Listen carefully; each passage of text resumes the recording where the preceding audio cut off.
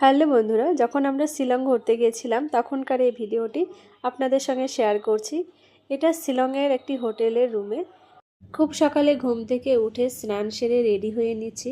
আজকে আমরা যাব চেরাপুঞ্জি আর শিলংয়ের সাইট সিন করতে করতে। আমরা তো প্রথমে কামাখ্যা মন্দির দর্শন করে তারপরে শিলংয়ে এসেছি।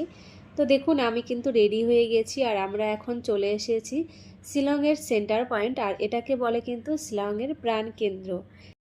আমাদের রুম থেকে এই জায়গাটা বেশি দূরে নয়, আমরা কিন্তু পায়ে হেঁটে এসেছি সকালবেলায় জায়গাটা দেখতে। আর জায়গাটা না সত্যি দারুণ লাগছিল চারিদিকটা।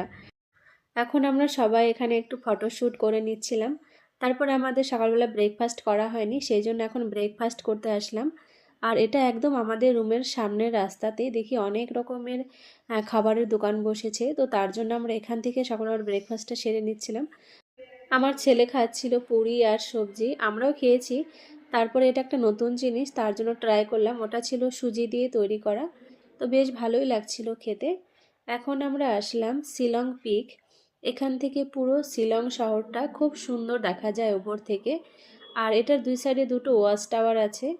আর এখানে কিন্তু ড্রেস পরে ছবিও তোলার ব্যবস্থা রয়েছে, তো 100 টাকা করে লাগে এক একজনের। তো ওই যে দেখুন আমি এখন উপরে উঠে গেছি, আর উপর থেকে না নিচের ভিউটা দারুণ লাগছিল দেখতে।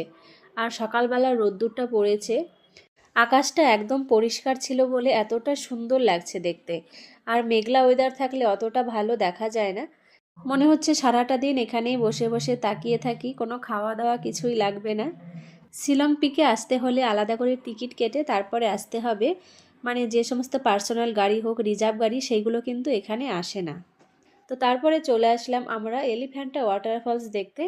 আর এই ওয়াটারফলসটাও কিন্তু অনেকটা নিচে। আর মেঘালয়ে ঘুরতে আসা মানে প্রচুর ওয়াটারফলস।